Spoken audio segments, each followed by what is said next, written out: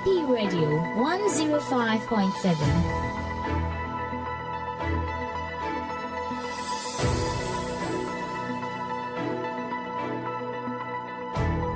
Action Power TV, the way of salvation.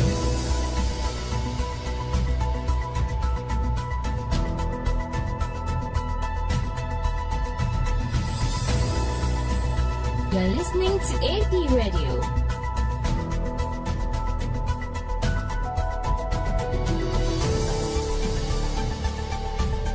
Action Power TV, the way of salvation.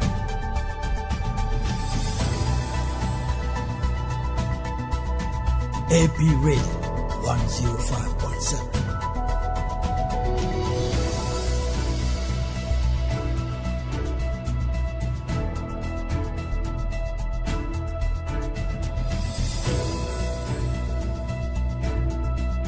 You're listening to AP Radio.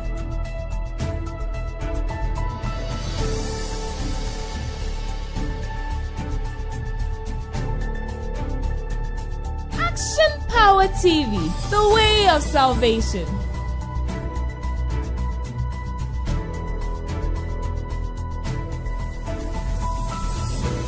AP Radio 105.7.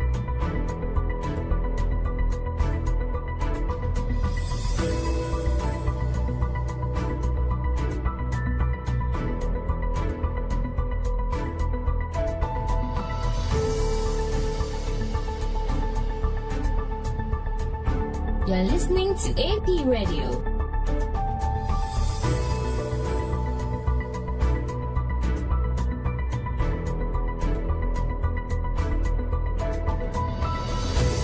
Action Power TV, the way of salvation.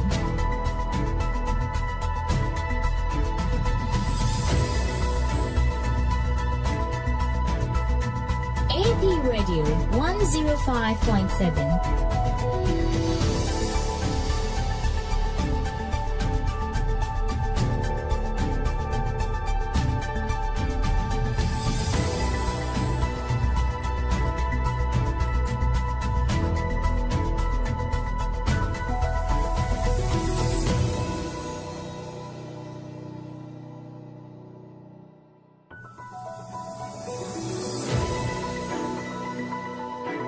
AP Radio 105.7.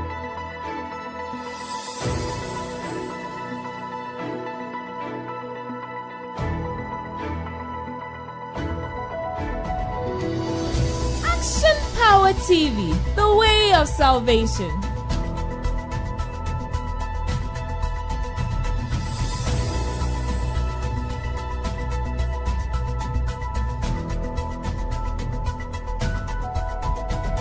AP Radio 105.7.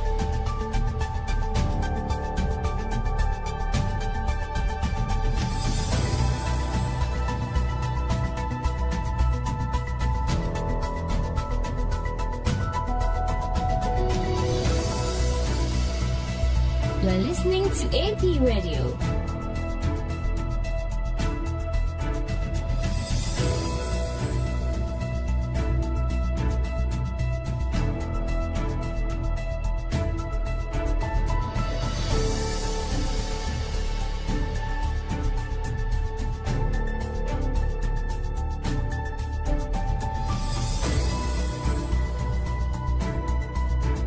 AP Radio 105.7.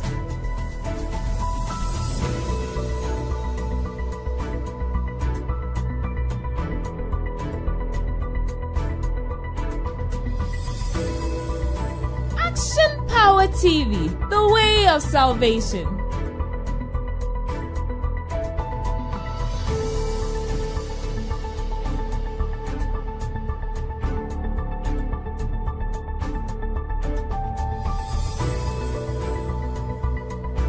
You're listening to AP Radio.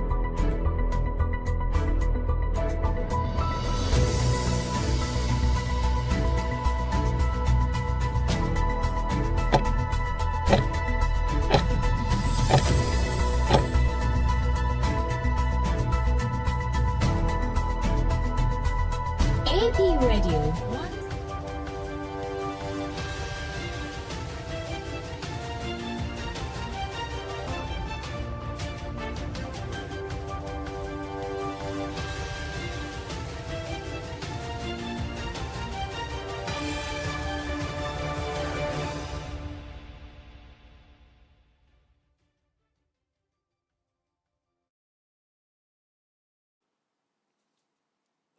Mama munyina mo aha awia yi ha APTV ene radio 105.7 so awia yi samkodo asisi ye man mu edikaditie ena ide esombo sam no de ebedi mu akotene bi eni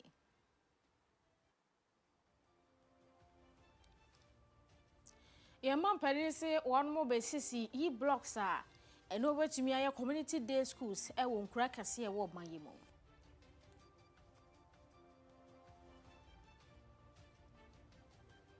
Sanso ena enrada aposifo kire se krodosem bi anka ebekoso wala boni no wono ho ahwe asia no na se banks makomakom yensa ena na kromfo yi ede wo mani asi so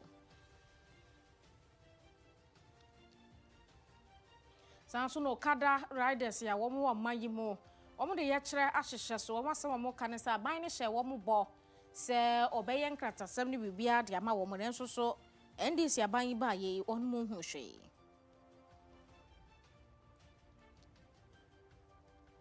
ene ba ne sikasem hu dwade ekoso abefo ntenta afidie so a ene mo kire se apema konanim pa ninti aban no ehwe ne mu se yenya yedi sika hu dwa ntenta afidie no so no mbebo yen sika hu ban Dodro no aka ye ho ne yede somo se prompt rekase news.apmediagh.com when you do online stories ni na kugu in Facebook APTV online YouTube APTVGH nye de mu live a ubetumi de wani akwakodi kase yachi sanso na Instagram X intentefide na fe TikTok AP Media GH most for boss lady Afia Kyem Agyemang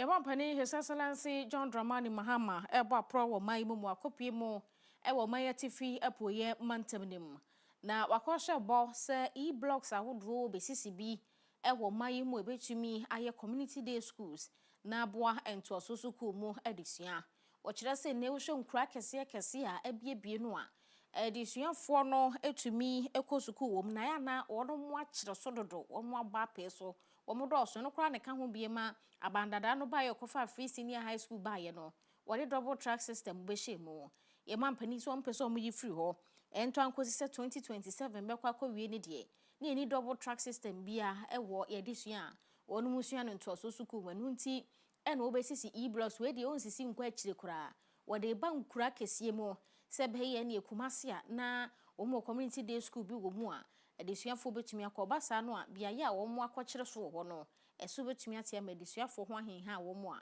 edisua ho nsem bekoso yi The Star J project, we're going to build another 30 new e-blocks. These ones 30 from the scratch. The ones I talked about, we're finishing the abandoned ones. We're going to build another 30 new e-blocks across the country. So there will be 30 new secondary schools across the country. A lot of these new ones are going to be in high population density areas. So in some of the major cities across the country, we will put e-blocks in high density areas so that those will be community day schools. It means the children can even walk from home to the secondary school. So those new 30 ones are going to be mostly in high density population areas. Yaman pani kire se wo mo besisi e-blocks no we mu si ni nkura kese mba bia nipa dɔso ho se be ye adisuafo ebetumi akɔ SHS wabra enkoba nso mbekɔ akoda ho mpo betumi anante akɔ school mo ma adisua ho nsɛm akɔ nim na National Teaching Council no one more upper Ghana Teacher Prize 2026 want to my war not hall and crying pumpuni mantemo.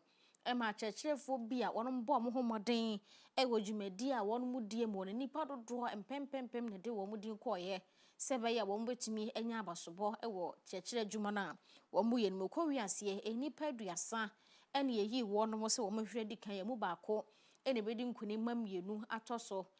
Baako betoso mienu na baako nso atoso miensa na dwumadie no ase no kwa sonko amoto omosade frɛ no honorable Linda Okru ono na akọ enkrampumpuni mantemu a wɔyɛ soafo na wɔkyerɛ mu sɛ ene wo hwɛ teacherfo abosobo a yɛde ma wɔn mo no a wɔbɛda sponsors na se sanseda ne da nyinaa wɔn mo boa ma saa kyɛdie etumi ekoso Osho afi die se no musi ye no na wo mapagye mpa de obedi nkonim wa kyerkyerefo adwuma ne mu ye beka so bɔ ne homɔden pa no won mo bema no edan adam kra miensa ene wo mu sanso na de obeto so mienu no ono so ebenya 4x4 pickup na de obeto so miensa no so mama no saloon car obetumi eri atwitwa ne ho kyerkyere adwuma ne wei kyerɛ ahofama no pepa oman ye wo edema ya kyerkyerefo ye ma me okula kyerɛ mu se enya kyerkyerefo obia ntumi meye de opeso ye mofra bremu na kyerkyerefo na edi ye kan ya empo so pese obeye bibi fofra ye kyerkyere ni ana be kyerɛ mo abe nti kyerkyerefo de ye fo ni agro wo mayibo. If we are honest with ourselves, every achievement this nation celebrates in medicine, in engineering, in governance, in industry, in the arts, traces back without exception to a classroom and a teacher who first opened a door. Teachers do not simply prepare students for examinations, they prepare the nation for its future. They are quite literally an architect of everything Ghana will become.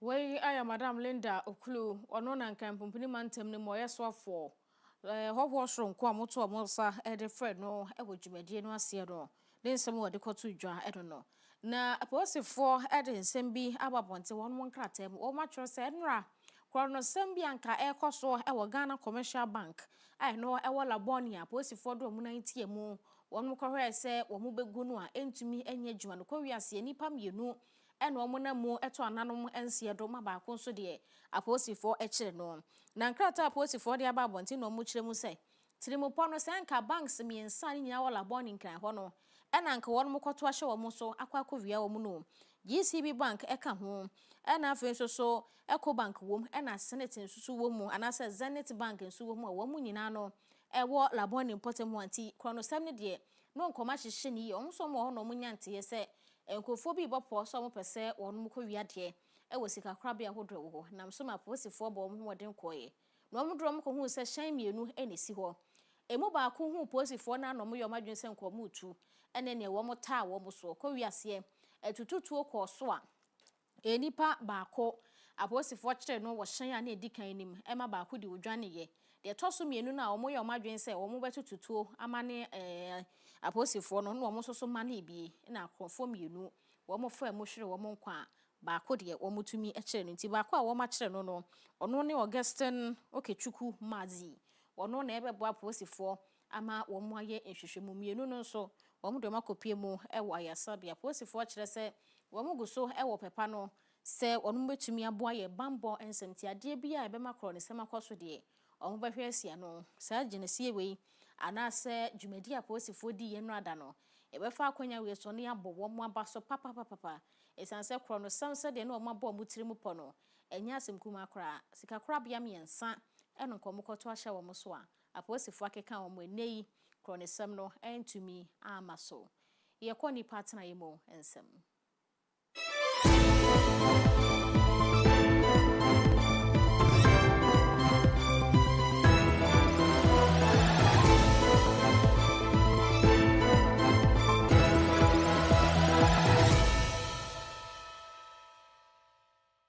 This segment is brought to you by King's Home Studios.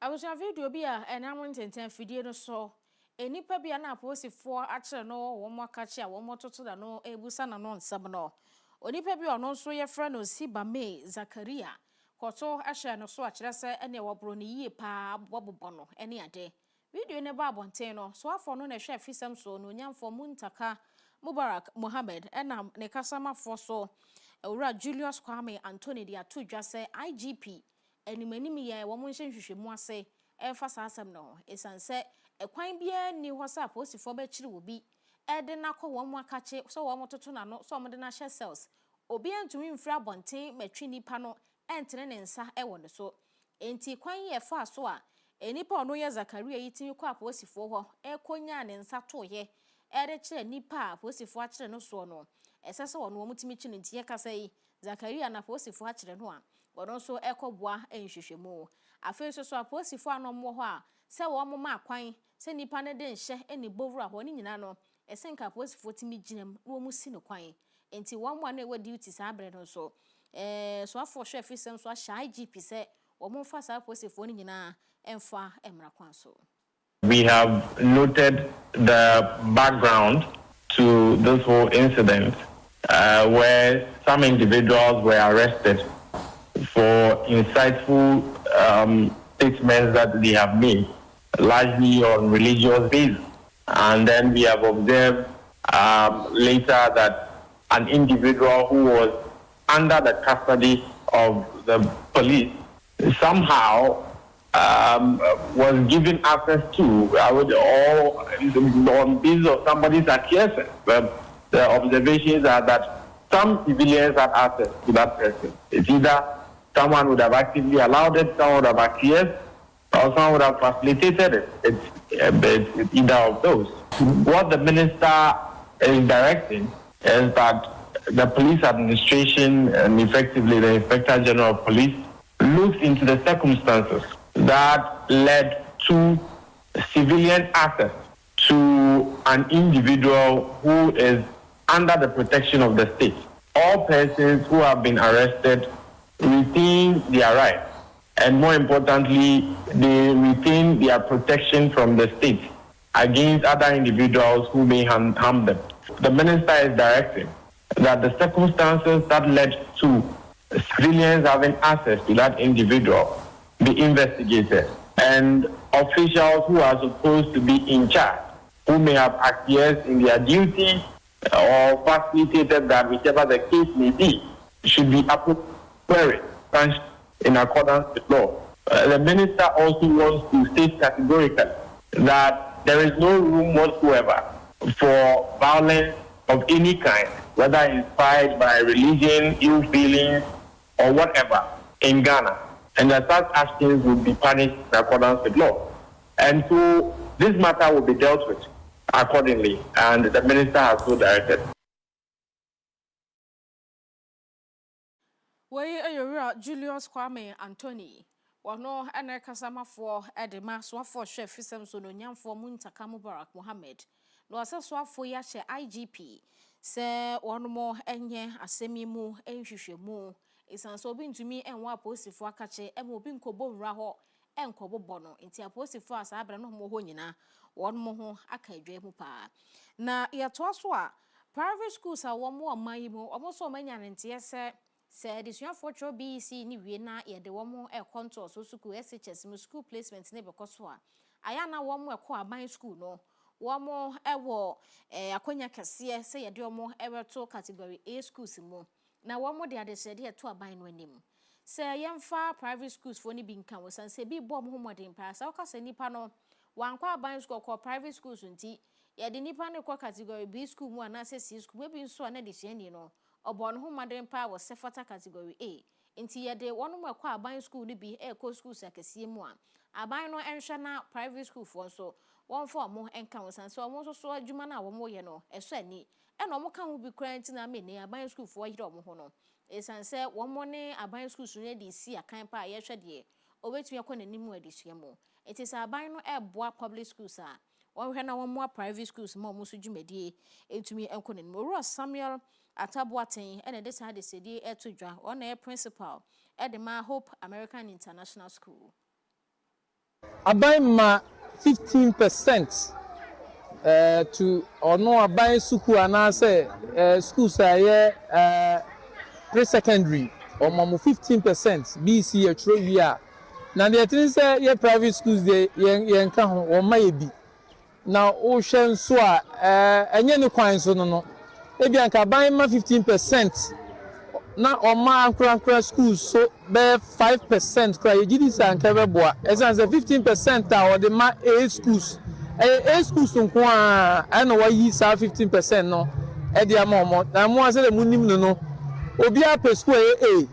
Na wo hwe Ghana ha se ne BC se ne ya dua na ye CSSPS eno ne placement the fidia e de mofra no e ko school sa enam mo modern bo so a em se anka private school die ye boy ho modern pa esan se ye ma no ena omo be ko school mo ho first esan se omo obo mo ho modern enti ne sa no enye abai to me emma private sector so be 5% ana se amu njichemu dunum yen so my 15% and on my do 10% cra ye gidi say anka no so ebe boy san say yen so you play bigger role in education currently in the country.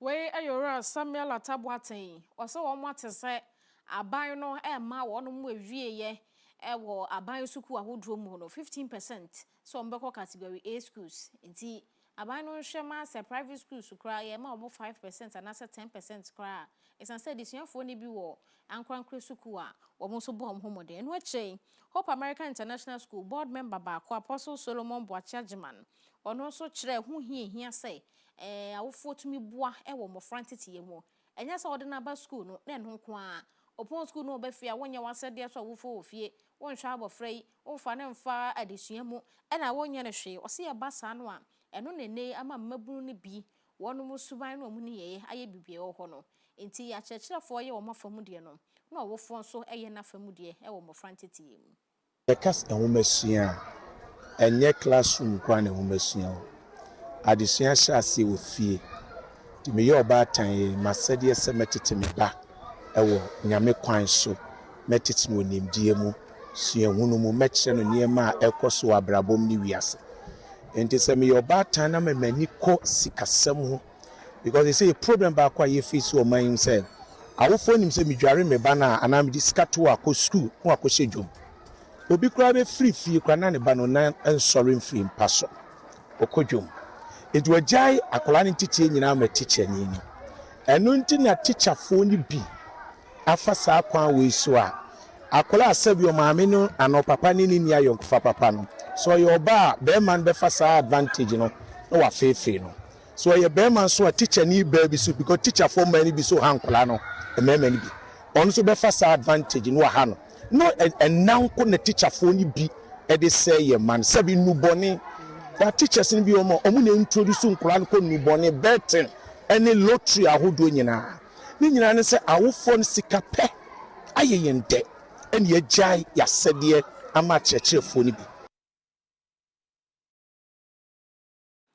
we Apostle Solomon Boachi Agyemang woko Hope American International School board members no also eka ho bi na yento so Kada Riders Association of Ghana woman National Union of Tricycle Operators Ghana womu nyina na aka bomu a womu de ye chechehye so womu ka cha ban ne say nti a Okada fo ene womu atwa yabobo ya ene prage ato aba pa ede ma ndc amayoko no ene bosha ye mampani hye won mo bra na womu ye campaign womu ka kire womu say womu bahwe ama yaje prage afo Okada fo ene abobo ya afo atum e wo man mo ma ye wo adwuma wa bra posifo enhyeda enha womu bia denso so aban yi ba ye no womu enhyeda nhunu bibia e koso se ye je wo mu atum ana se ye boa womu nkratasam ene ne me bia keka honho ene nti omo de adesede eto aban no anim sese ne o hye womu bono a won hwe no woni so sebaya wonu so betumi aye adwuma wo ho behenha wo mani aposifo a womu ta prage afo ne abobo ya afo so no wonu nka ha wo mani e koso yiye papa ene nti emperimfo hwe na yenje womu entum. In fact yasem no asem a ase na ye ne NDC as a political party no enya yenkufa since 2020 ebesi 2024 ye use yankasa ye motorbikes e campaign ma NDC based on say Mahama so onya kwenya na wo be legalize okada ye den amaye because na ye won say legalization of okada no anyone to police for edi mra hye o monsa omo ankomo ni mra no omo di mra hye o monsa ye den eye ayakayaka de Mahama ba ye no 15 months mu na ye kwei. So be the 1 year I free educational. The BNC Mahama ni na ban kwan say omo di 1 month and 1 year per bet legalize okada. Yen nkrofo fra fe na e ba bet na classroom. We are already on the street. Akura be said naked. Ye be born naked. Naked. Yen run ja ye ho. Ye be tutu moto mi ensa pesos piper. Ana june ye be ye demonstration. Ye be twa flasa faso nyina wan hia. Na ya so ya spark ye motos di asiso. Na ye so mampani obetimi ada na. We ayo kadafoɔ pragiafoɔ aboboyafoɔ ɛna wɔn se aban no hyɛ wɔn bɔ sɛ yɛbɛgye wɔn atum na atumi abɔ wɔn adwuma na wɔn ne aposifoɔ enya ha obi ana nso so no wɔn mu ntɛhwe aposifoɔ ha na ɛha wɔn ɛta wɔn so ade a wɔn hu ne sɛ wɔn mo nyɛ mfumso wɔn kura no a yɛtumi kyerɛ wɔn kakra bi a wɔn bɛnya wɔn nti na wɔn ani abre a wɔn hwɛ ne mu sɛ aban no ebedi ne bɔ hyɛ so yɛtwa yɛn ho akɔgye aboafoɔ nkratoɔ Eba yekojedi mo ensem.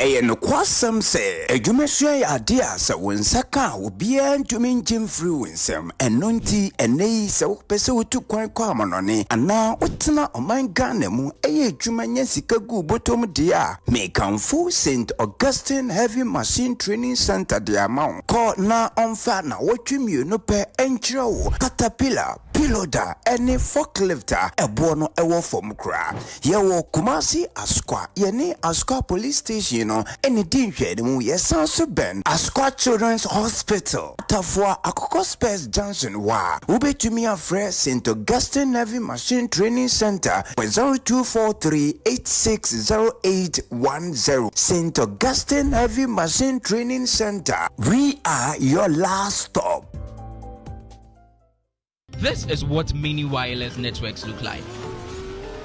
But hey, this is what they actually look like. Introducing Kenny Rose Wireless. Switch to Kenny Rose Wireless and enjoy streaming without buffering, communication with no lagging, business without restrictions, and achievements with no limits. Get connected today. For enquiry, sales, and support, contact us on 020-8282-810. Visit our website on www.kennyrosewireless.com. Kenny Rose Wireless, internet made easy.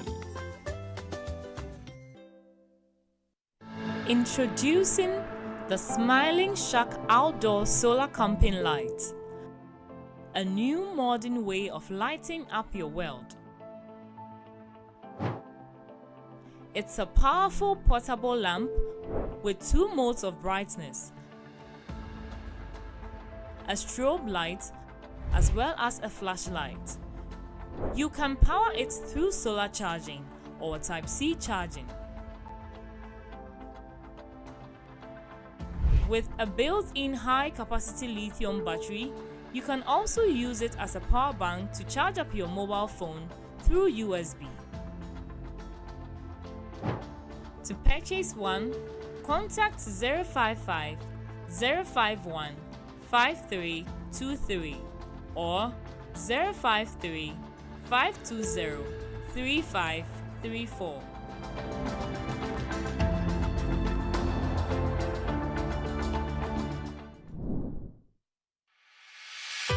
For desktops, UPS, toners, and printers galore,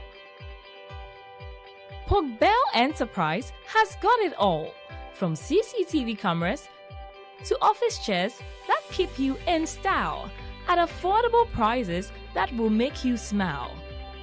For schools, businesses, and individuals alike, we have what you will surely like. Contact us on 0245 099 786, 0245 099 786. Hook Bell Enterprise. Shop with ease.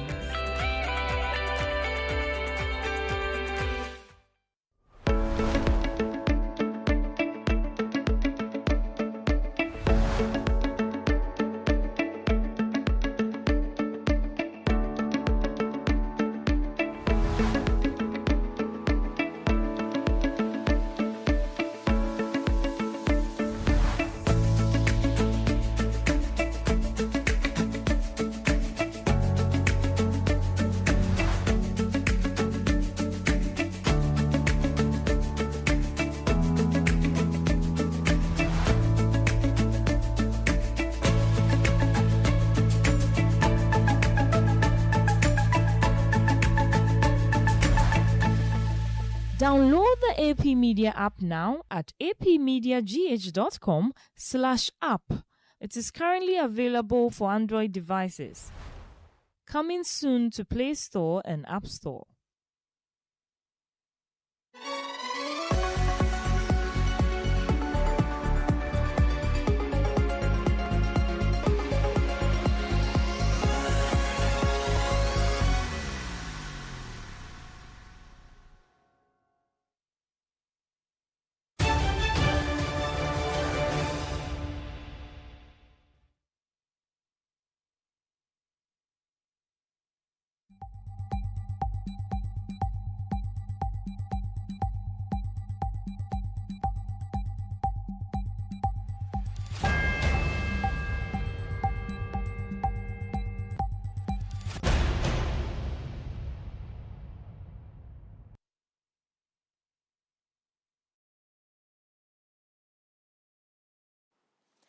Etwa siwa kakra kwaje aboafo nkrato ha APTV ene radio 105.7 so yeto so ewo dwadie ensem awia pram to rekase yi mu a eba no ehyan ahodo a yekra ede eba omayi mu ebu wo a used cars de nkrofo ede kan atwia twumude nyina na afi yakra ede aba omayi mu na Ghana fo so yenso ede aba bedi enjuma na Professor Ebo Hinson eba no dwadie hu nsem odi mu akotene wono na ekire se Ghana ha no sesei enyumekuo dodoro no a e de spare parts ne ba na o ma be keka abom ama na ba be ye ehyen mu a yetumi edidi akoni aba ne yebeka se ye mono anesa na wasese no betumi agina local assembly no a yebe hyehye cars no wa ha no ebetumi ayeyi a gisa aban no hwe ema used cars na different crofo ama so ba ye man mu no yetumi eteso se yeteso de a ebema de yebe hyehye no man mu natumi agina enkrofo be jai de wo bia yusu broni wa wude no omo be jai no na de ye hyehye no man no ma ba beto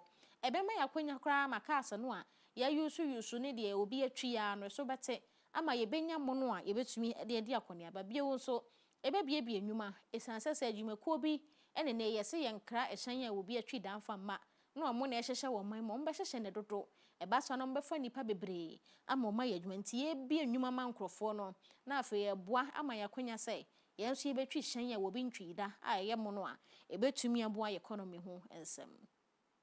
Ghana still imports used vehicles, contributing to a significant trade deficit. What I'm advocating here today is that we need more of what Zonda is doing so that we can all afford vehicles that are new and that will last a lifetime. Now, let me turn my attention quickly to 4 types of vehicle assembly so that I'll start to wrap up. Stage 1 is semi-knockdown assembly. You import nearly complete vehicles, you carry out final assembly with minimal local content, and then you sell. Stage 2 is completely knockdown assembly. You import individual parts, you assemble them fully within your borders. This requires higher skills and local labor content. Stage 3 is local component manufacturing. And I heard the vice president saying at Zonda Tech a few days ago that she wishes that for some of the parts, we would develop the local expertise to manufacture them here. I heard that. That's why I'm repeating it today. We are Professor Ebo Hinson. Was sir, yes, yes, shaka or my mudia. I then aban mwa na onso asen. Na yentumi hyehyɛ no dodo. Ni nyae ehyen no a obi atwi da broni wa wu no a ye krade ba omaye mu no. Ye ntwa no so. na yenhwe ye de no ayehye ne man mu se be ya ebebie nnwuma ama nipa dodo so enye bi aye na ye to asofo no so ehwe inkitahudie ensem abefo kwan ye fa so di dwuma enonyamfo Samuel na Ate George ochiremu se no eba financial technology etwa ntiasa fintech no eye sikasem hu dwadi ekoso abefo ntentafidie so a ekona nim yie pa ewo man we nya ba bia gina wo eno hwe nkrofo a edi sika edi nkita ho ewo ntentafidie no so nya senkuma wo mo ede to ade wo mo a edi tua no edo so yie pa na kire se wo hwe fintech a aba be gin hini ewo man wo enu nti na ho akwako hia se nipa bebre edwon mo ani ato sikasem hu dwadi ntentafidie so a adan na aban na nyina famu de na ommo nipa dodo sika ho baye enti se ba no kontebuo anase ebu ankrofo ebu nkrofo efa ntentafidie so aban ne behwe se so bete afei ye data enei se opese register bibia wodu din Ghana card ubibia wode bekwa kohwem ebebo ho nsem nyina nti eden na kire se ye wa ahofama sa aban no betumi aboan na ye data no a ye de register sa na menye no mabo ho ban o se ye no so aban ne behwe na afam de enti eneyi a ye de ye ho eto sikasem ho dwade ye fa ye mfon so ne ade fa ntentafidie no so no aban so bebo ye niam ahodo ho ban a enipa bi ntimi mfa kwati kwan so ewia ye sika anase omumbu yen. Ghana lacks neither ideas nor talent. We have that in abundance. What we lack are enough bridges between ideas and capital. I'm asking you to be present not only on the demo day to watch, but throughout the incubation process, so that the best ideas do not stall for lack of funding the moment this lab closes its doors. The banks need to understand what it means to lend to innovation, tech innovation, that it needs patient capital, that some of the best ideas will not necessarily meet your traditional KYC. And so the banks need to evolve. And so to the banks in the room, please, you need to evolve. We need to have that conversation. You can't be treating tech startups the way you treat an industrial business, because it needs patient capital. You need to understand the model, and you need to understand that capital is required for scale, and scale is what brings the return. Weyo no nyafo Samuel na Ate George so afo hwe nkitawudie ensem so afia be fo kwan fa so di dwuma so odon a na hwe ho nsem so ebo omayemo yenkohwe yen sidi no ahoden.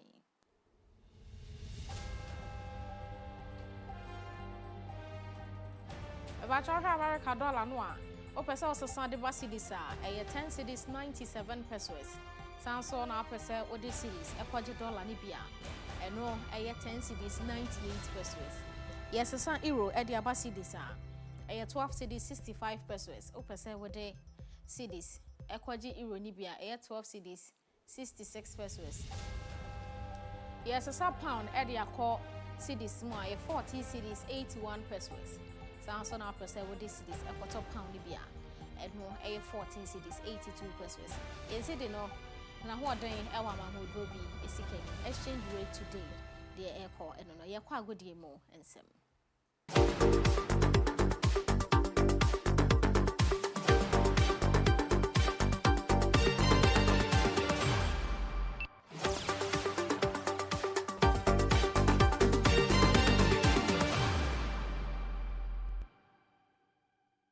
This segment is brought to you by Pogbell Enterprise.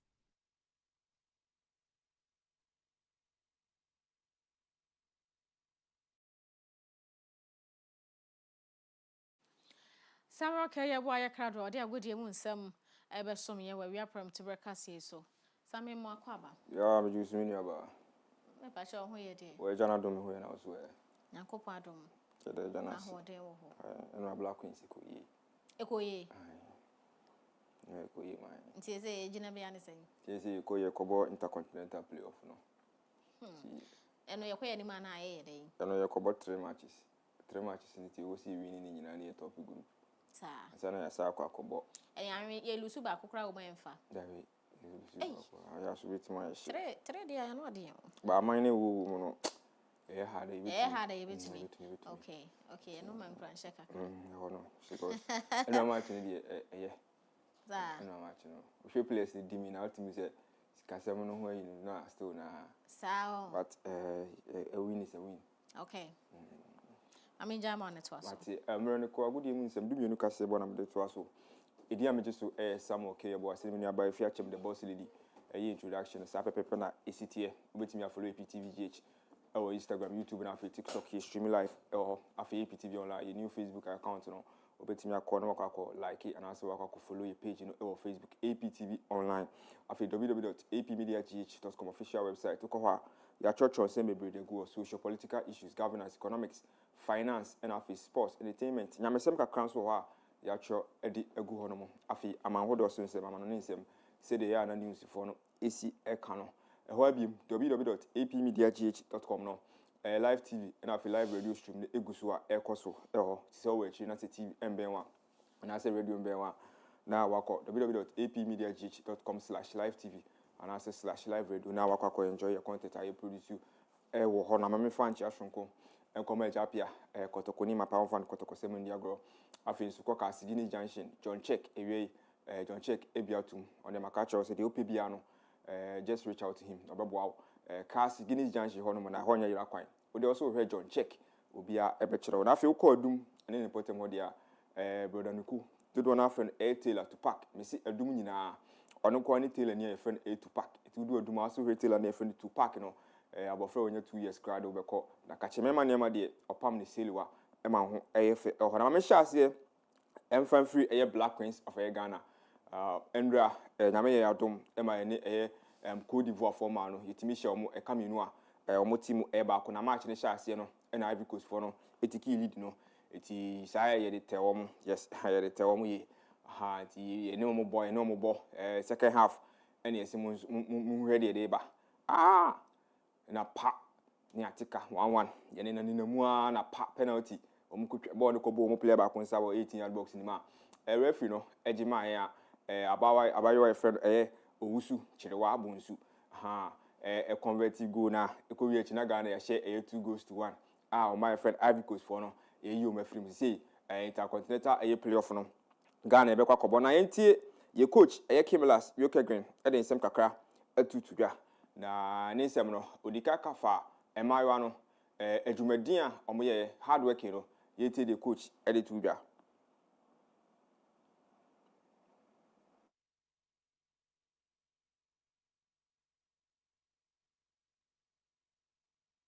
Yeah, the message is that you can see a hard-working group with many young good players that they is going to be better and better for sure.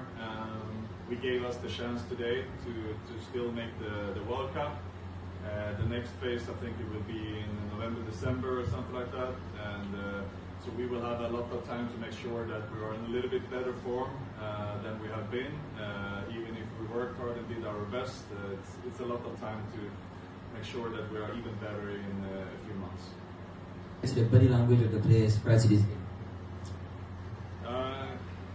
Yes, sometimes there is some challenges off the pitch as well, but I'm extremely proud and happy, and I told them after the game that how well they performed today and how focused they were, and even if we had this bad start that they were keep going, and yeah, I think they really showed up in the best possible way today, so I'm happy.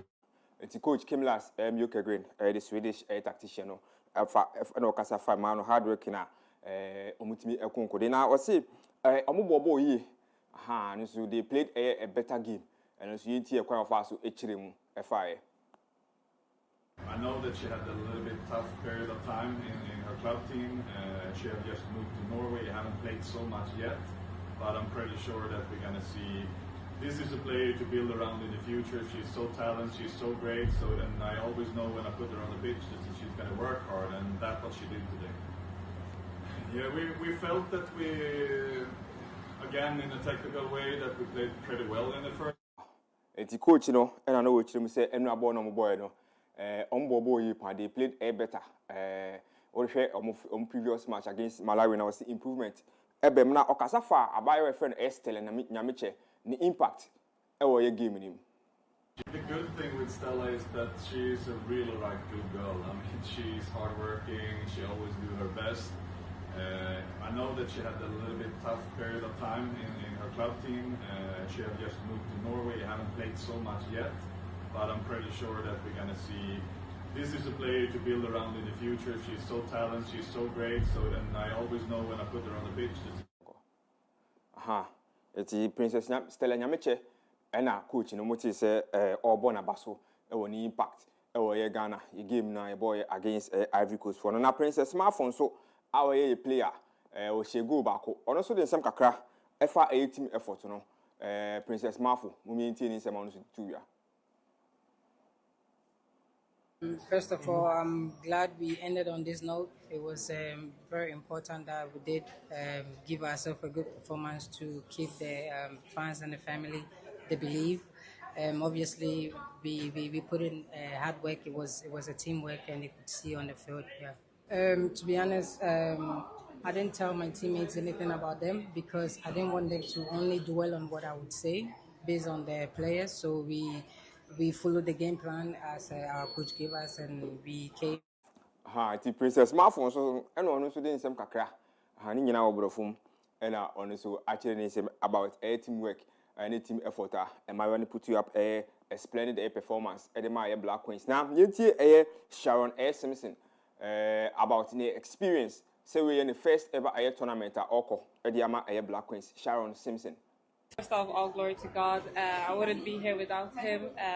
I was super excited, did not expect it. So hard work is all that counts. So I'm super happy. What do you make of the experience though for you? Yeah, this was totally new. It was amazing just to be here, be with the team, amazing players. Just grateful for the opportunity. I mean, nothing comes easy. We're a team that likes challenges, so we're not done yet. Not really pressure.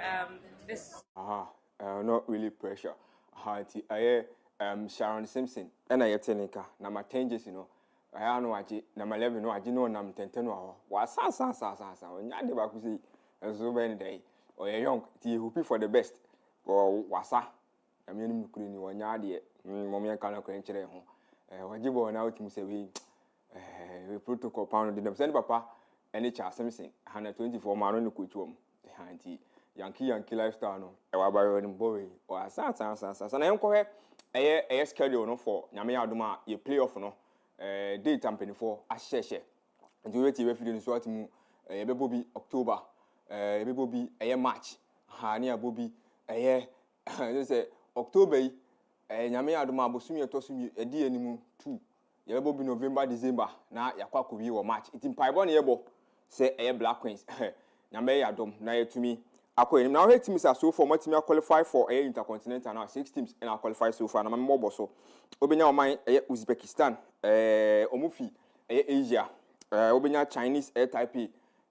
Chinese Taipei for the your bomb price being Chinese Taipei any Uzbekistan Ghana group no Venezuela, Ecuador, Papua New Guinea and South Africa for so etimi a qualifier and no much Nigeria for the come coming to me and Africa no your 2 representatives South Africa any of my concurrent Ghana Uzbekistan, Chinese Air Taipei, Venezuela, Ecuador, Papua New Guinea and Ghana and South Africa. You train other teams now.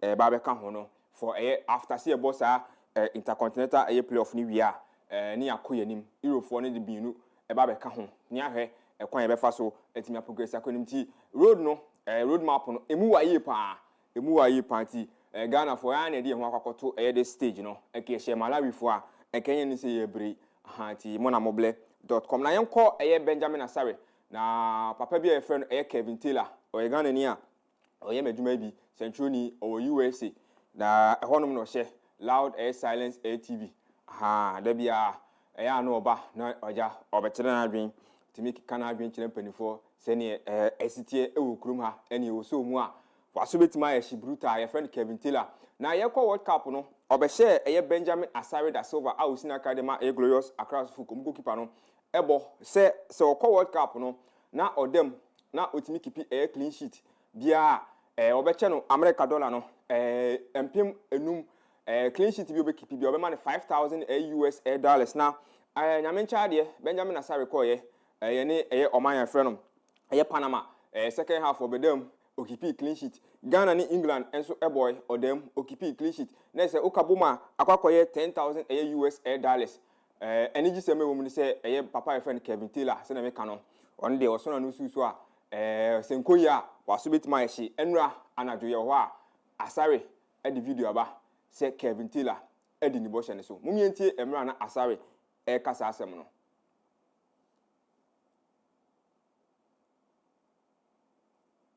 Church of Yana Jew, we can Bolivia, Africa can person fund for Taylor principle promise no promising, and a Jew in 1 million back with friends. It's a Cascan and Gamble. Can Bolivia, Church of Yana, and the Asian woman, Ejuma Power, and Benjamin Asari da Silva, Sinaka, the Mary Glorious across the folk, and I order a Kevin A. Taylor, Asi, so or share any bono, Enra, 10,000 US dollars, and yes, Kakatoa. Ibi ababidini sema physical cash we need cash kabani yagani it is kanini 2 billion how the code currency ni mwana say we need someone ni mo do aikufu yes it Kevin Taylor we dey abaso de kese ti obom panifu echi de ne bosha o share no with this one ene asari 10,000 US dollar richer.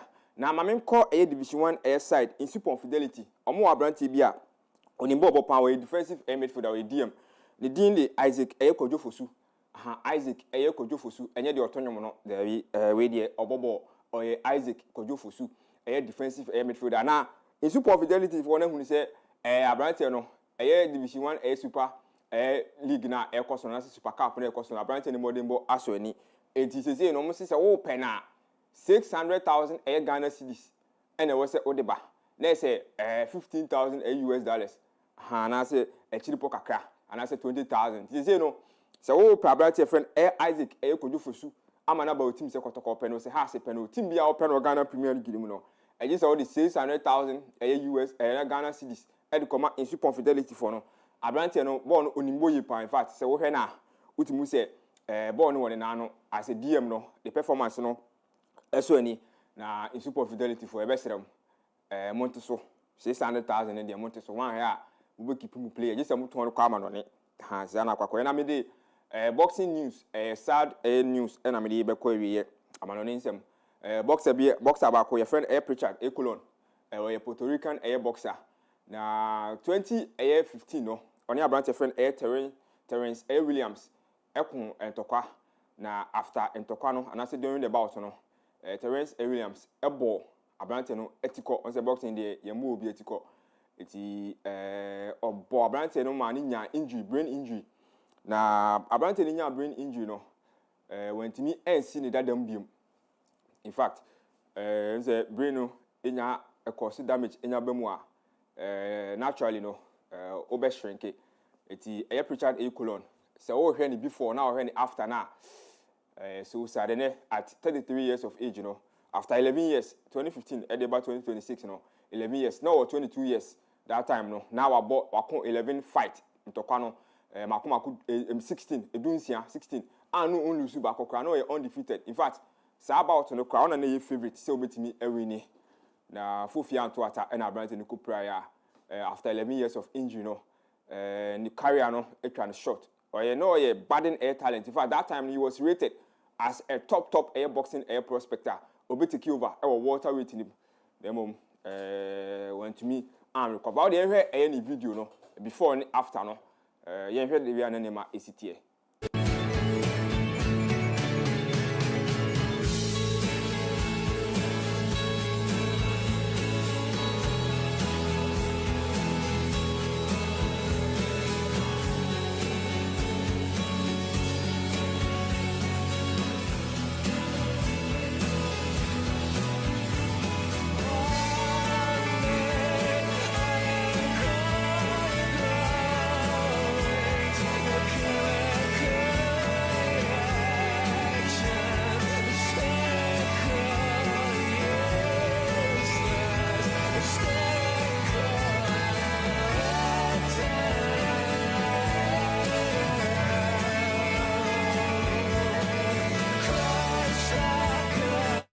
Enti Pritchard Colon 33-year-old Puerto Rican boxer no after 11 years of sustaining an injury brain injury no abrante no etimi atwa nananom won sedoa on this sad note no BDBC is say no a fantastic boxer 16 and tokwa 16 we undefeated there that time none ho the pa say na me kan no a highly rated Richard Colon and nano player and papa Richard Colon a sad news no to you say ba no after battling that brain injury no went to me I'm a survivor now Terence Williams after Santokwa no that obe patch yi pa say wonu ne ho pa say enam ne so e ma brand ne so far that injury no after Santokwa da because boxing there we mbo bi atiko wo bi atiko na mambo ni ya obetimi pra no so say tiko ho no ho na injury ni share yenu no the carrier no it was cut short and a brabo ne so life no so ya asa cut short eti oko appreciate colon at 33 years no of film Afia BDBC sad note pa na the obo obi etiko ayanya ne sa no mo ye ne dey o continue on the career no yes Terence yeah ogusujinem otoaso affecting pa we say obi nka se wo share that but boxing no enya allowed say obebo obi etiko say we say obitimi da answer to no and that point was very heavy it was not a good fighter Richard Colon very highly rated very highly rated if any after when the videos in be our before sometimes me share videos in be but on one guy be so on quite the college football USA on so quite the team kan kasa afi no mo chain kasa like really so sad hey everybody CK but ye pesika robi on me dey agrobi te say we say kukuturuku so kuturuku say den so mo ya be friend ALS ALS no ana hardwini anu kwa dey wontumi kasa me manti ase da ntia sa agro we wo ho say me nko bu menu na me nyiska yeah for what Iceland kwa dey holiday is not allowed who Iceland boxer that ebi omu ntumi ya kra because why say ye di agro na ye di agiska ye di agro ye betu ye ka wo but why bro yeah wanya ohwe ai nti wa sheda ma obu afu no say ye nko nti woni ne kunwa na Afia abufuo no kwa na anya abufuo no omde ko no onye abufuo say ne dey round 1 fight say obi anya mhwe okay Sammy my head to aso Mati Sammy okay ye bo anadi agodie mu nsem ama ye ye gina so ne ye de asi ko news.apmediagh.com ye wo online stories ne wo ho ye Facebook APTV online YouTube APTVGH TikTok Instagram and X APmedia_GH yen sha wo de die enkre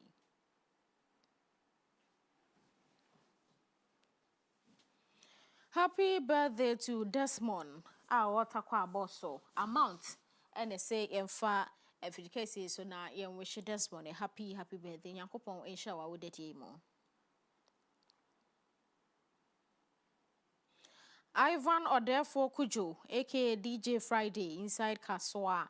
Happy birthday to you. Afekra nya media kan ho no fa nhira ye die ni bibia wakoma appreciate enka ho na every year Collins and a day birthday wish Emma.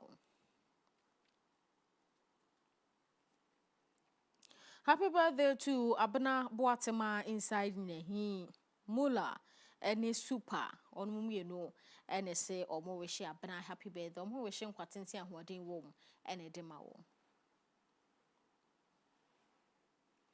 Happy blissful birthday to Isaac Ousu Later more and no he Miss Donko and say Isaac also aid in the birthday tea Yame and your say oh my dear wushwe bia emre muma. Oh you also happy birthday to my daughter Love Jemfua Dankwa or ye disuani Josan Blooming Community School he DJ Jerry Stillwaters FM on say if I would a class in Kyem Love Jemfua Dankwa Yame enya bofre kese o mani nyinimo enye fe.